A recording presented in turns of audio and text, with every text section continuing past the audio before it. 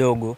Sasa hivi kumekuwa kuna trendi nyingi ikiwemo watu mwanaume, hii mada ambayo umeizungumzia hata hapo nyuma, mwanaume anakuwa yuko vizuri, lakini kile kitendo cha kuitwa kibenteni na kulelewa na hao mashangazi wa mjini au mama ambaye alomzidi umri kijana wa kiume anamlelea, lakini mwisho wa siku ile kijana tunamkuta upo kwenye mazingira tofauti, na maanisha hayupo katika maumbile yake yale tuliyozoea, anatamani maumbile ya yule mwanamke. Hii unafikiri kwa nini inatokea sana? Yaani kwamba wanafanya vipi hapo, rudia. Yaani yule kijana anakuwa kibenteni. Kibenteni anatembea na yule mwanamke ambaye amemzidi umri. Yeye ni mdogo. Kwa mfano ana miaka 49 kwa 20. Na kwanza ieleweke. Mwanaume kutembea na mwanamke, yani kutembea kimahusiano au kindoa. Yani kijana, mahusiano Uislamu umekataza. Ndoa ndio imeruhusiwa. Haya masuala ya wapenzi haya kuvutana, masuala haya kwamba unafanya uchumba mnachukuana mnaishi bila ndoa, Uislamu umekataza. Uislamu umeruhusu ndoa. Lakini pia katika ndoa Uislamu haujakataza kijana mdogo kwamba asimue mwanamke aliyomzidi umri. Hapana. Hata Bibi Hadija aliolewa na Mtume Muhammad sallallahu. Bibi Hadija alikuwa na age ya miaka mingi sana, na Mtume Muhammad sallallahu alikuwa na age ya miaka midogo. Kwa hiyo pia hiyo katika wasomi wanakuambia kwamba ndoa ya ukimwoa mwanamke kidogo aliyokuzidi ilmu, aliyokuzidi kiumri, kuna baraka kubwa sana, sababu itakuwa ni sababu ya yeye kukuongoza baadhi ya majambo. Na ndio sasa shekhe, huyo mwanamke mkubwa ambaye hajakuwa kisheria na maana ndoa, yupo na kijana mdogo, baadaye yule kijana mdogo anakuwa shoga. Imetokea kwa kijana mmoja ambaye ana trendi sana mitandaoni safari hii, alikuwa hivyo, lakini sasa hivi ni shoga kabisa, yani na maana hayupo katika maumbile yake ya kiume. Kwanza ushoga haukubaliki katika Uislamu. Ushoga haukubaliki katika vitabu vyote vya Mwenyezi Mungu. Na hasa sisi wa Tanzania, mila zetu na desturi zetu pia hatukubali ushoga. Zipo baadhi ya mataifa yanakubali masala ya ushoga. Mimi ni skip katika Uislamu. Uislamu haukubaliani katika ushoga. Na ushoga huu leo watu wengi wana promote ushoga. Wengine kwa kujua, wengine kwa kutojua. Hasa wakina mama wamekuwa na desturi ya kualika mashoga. Leo shughuli nyingi za Dar es Salaam zimejaa mashoga, mpaka aibu, mpaka mtihani. Tena wakwambia MC mashoga wanajua kutangaza vizuri. Katika zile mnazita red carpet, katika sijui usiku wa keki, usiku wa vijora, leo mashoga wamekuwa ni wengi. Huu ni mtihani mkubwa sana.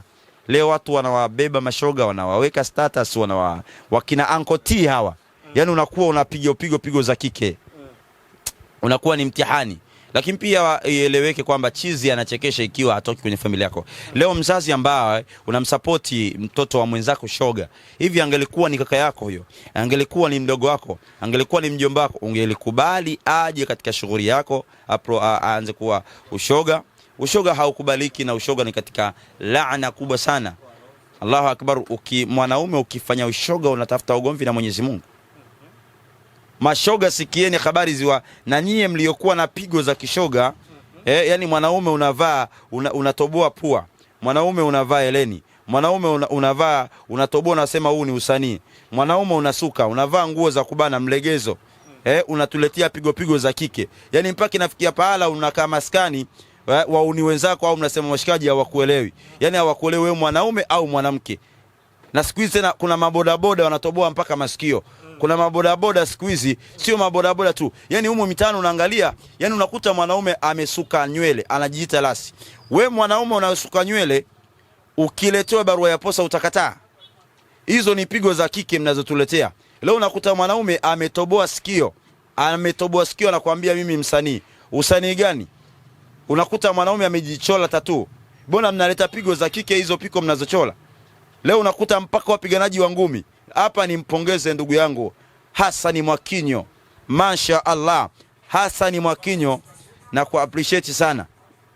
Hassan Mwakinyo wapi kajichola? Wapi kachola chola tatu? Wale wapiga mabondia mnaojichola chola. Hizo tatu, mtu hukumu ya kuchola tatu, ukichola hiyo tatu, ukitia udhu ukubaliki. Unalielewa hilo? Unalielewa? Mwanaume ukisuka nywele ukitia udhu haukubaliki, ukioga janaba halikutoki. Sasa unafikiri mchezo huo? Umekuwa ni mtihani sana huo. Leo imekuwa mtihani. Mashoga wapo kila kona.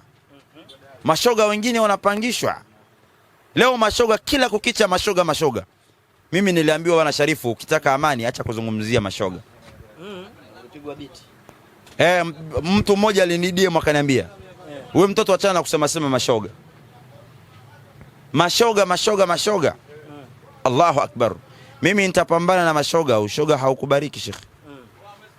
Wewe mwanaume unayeamua kulefti, kwa nini ulefti? Kama shida ni nguvu za kiume, njoo tukuhudumie, tuna dawa za asili. Uume umezama, umeingia ndani, unashindwa kulimudu tendo la ndoa. Njoo. Wengine tamaa zinawaponza. Wengine mna maagano ya kichawi. Mna majini yanawasumbua mpaka unakuwa shoga. Ushoga haukubaliki. Ushoga haukubaliki. Mashekhe wenzangu, tusiogope kusema. Madai wanachuoni mbalimbali tulisema hili sala neno hili la ushoga, tuliseme sana, tuhakishe mpaka ushoga tusiposema sisi ghalka ya Allah ikija itamchukua aliyokuwemo na asiyokuwemo tusiposema. Lakini Sharifu, hapo umezungumzia kwamba uume ukiingia ndani labda mfupi, watu wanatamani sana kujua, na wengine wanatamani wanaelezea masharifu kama ulivyozungumzia, lakini wanashindwa kukufuata moja kwa moja kupata huduma hiyo, na wajui wanaitumikia vipi, lakini wanaogopa kusema. Sharifu, nataka kwa kupitia watu wanaokusikiliza live TikTok yako pamoja na platform hii, unasemaje kuhusu hili na unawashauri nini kuja kuwavuta kwako kupata huduma? Tunawaambia kwamba wale ambao wakina baba ambao wana changamoto la nguvu za kiume, unashindwa kulimudu tendo la ndoa, unashindwa kurejea zaidi ya mara 2 mara 3. Tendo la ndoa hili limekuwa tatizo la nguvu za kiume kimekuwa ni kilio kikubwa sana. Leo ukikutana na wanaume 90, basi zaidi ya 70 wote wana tatizo la nguvu za kiume. Kuna wengine uume ni mdogo, umezama umeingia ndani. Kuna mwingine akifanya tendo la ndoa hamwagi zile sperms hazitoki. Kuna mwingine mpaka imefikia pale hawezi kutunga mimba. Kuna mwingine hana hamu kabisa ya tendo la ndoa. Anaweza kukaa na mwanamke mwezi mmoja ashiriki tendo la ndoa. Kuna mwingine anachukia ile tendo la ndoa. Sasa tunasema kwamba maradhi haya, changamoto hii inatibika. Unapofika kwangu nina dawa za kuweza kukutatulia tatizo hilo la changamoto ya nguvu za kiume. Unakibamia, uume umezama umeingia ndani, umeathirika kwa masturbation, umejichua, umefanya sana masturbation, nazo dawa za kuweza kunenepesha, dawa za kuweza kulefusha, dawa za kuweza kukuweka katika ule mfumo wa nchi 6. Jambo likawa yani ile sehemu yako ya siri ikarudi katika hali yake. Usione aibu. Na hizi ni natural medicine, ni tiba asili. Hapa mkononi kwangu nimeishika Super Kidume. Hii Super Kidume ni katika dawa inayotrend sana. Hii dawa ukiipata kwa matatizo ya nguvu za kiume, uume uliozama kuingia ndani, uume unaolegea, unashindwa kurudia tendo la ndoa, lakini pia unachelewa kufika kileleni, inakupa uwezo wa kurudia tendo la ndoa. Hii ni dawa ambayo tumechanganya mizizi ya mkomamanga, mizizi ya mnyegea, mizizi ya mjafali, habati sauda, ya karafuu, tangawizi, vitunguu saumu. Ni dawa nzuri sana kwa kila aliyotumia ametoa majibu haya mazuri sana. Pale popote ulipo na hitaji huduma hii ya dawa ya kutatua tatizo la nguvu za kiume, basi nipigie kwa nambari hizo za simu, na tuma mikoa yote, lakini ofisi zetu zinapatikana Dar es Salaam Tanzania, hapa Kongoe ya Mbagala rangi 3. Wengine wanakuwa nakata tamaa kabisa wakiona usikate tamaa, inawezekana umetumia dawa nyingi sana hujapata mabadiliko. Nitafute mimi na kuhakikishia kwa uwezo wake Mwenyezi Mungu, dawa hii ni tiba asili. Dawa hii kila aliyotumia ametoa majibu yaliyokuwa ni mazuri sana. Kuombe wewe ambaye una changamoto ya maradhi hayo sugu yanayokutesa, hebu nitafute tuweze kukupa dawa hii ya tiba asili. Hata kutumia mkongo, hata kutumia Viagra, hata kutumia Hanmo, hata kutumia booster, zipo dawa nzuri ambazo zitakazoweza kukusaidia. Naam. Sharifu, nataka tumalizie sasa kwenye upande huo wa dawa. una dawa gani tena nyingine kwa upande wa wanawake? Wanakwambia wanataka kidogo, unajua tena kubana hizo imetanuka sana. Dawa hasa masala ya PID, mwanamke ambaye anasumbuliwa na maradhi ya PID hupati siku zako katika mpangilio, au kuna mwingine anamaliza miezi, anamaliza siku, mwingine mpaka mwaka hapati period yake. Unapokuwa na matatizo ya PID itakupelekea mpaka sehemu yako ya siri, kama alivyosema hapa ndugu yangu, kutanuka, lakini pia itakupelekea kwamba utashindwa kuwa na hamu ya tendo la ndoa, itakupelekea kukosa hamu ya tendo la ndoa.